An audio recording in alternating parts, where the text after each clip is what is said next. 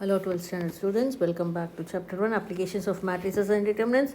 Today we are going to see properties of inverses of matrices. In the theorem 1.4 they have given 3 properties. Let us see one by one. The first one we are going to prove. Okay, so they have given A is non-singular, isn't it? So if A is non-singular, what is the meaning? Since A is non-singular, you will get the determinant A not equal to 0. Okay, and then which implies A inverse exists. Okay, and this note we know, isn't it? A inverse equal to A inverse into A equal to I identity matrix here. So taking determinants using this product rule, first you take determinant on both sides. Taking determinant you will get, for this is 1, you name it as 1. So in 1 you are going to get take determinant of A inverse equal to determinant of A inverse A equal to determinant of In. Okay, this determinant of In is going to be 1. Okay, because determinant gives you the number value and identity matrix you have got only 1, so it gives you 1. So from this you can take any one, isn't it? So we'll take this one and this will equate. Okay, so when you equate you will get it as determinant A into determinant A inverse equal to determinant of identity matrix, that is equal to 1, which implies determinant A inverse equal to, taking this A to the right hand side, you will get 1 by determinant A, hence proved. Okay, it's very simple, nothing to confuse. Okay, now coming to our second one.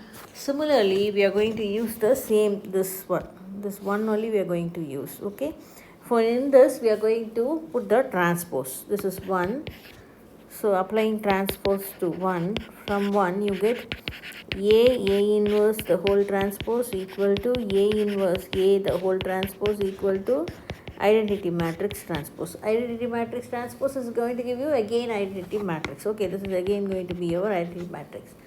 Now what about this? According to the reversal law of transpose, when you apply to this you will get it as A inverse the whole transpose into A transpose equal to, when this comes to this, it is A transpose into A inverse the whole transpose equal to In. Okay, so you can leave this one. So you can equate these two. When equating to these two, it is clear, it is of the form A inverse, isn't it? A inverse equal to A inverse A equal to In.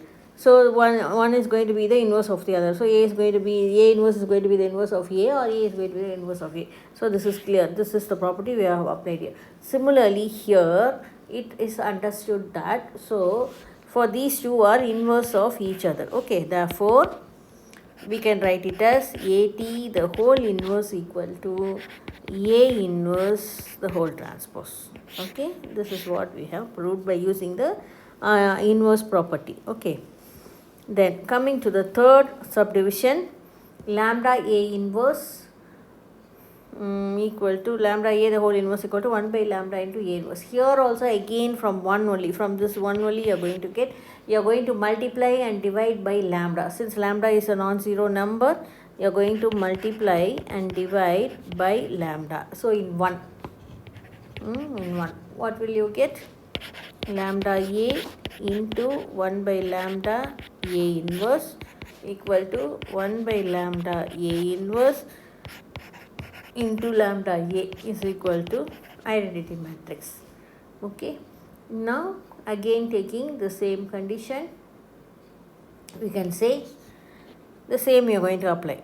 So lambda A, inverse of lambda A is going to be 1 by lambda into A inverse. Whatever we have applied for the second subdivision is the same thing here.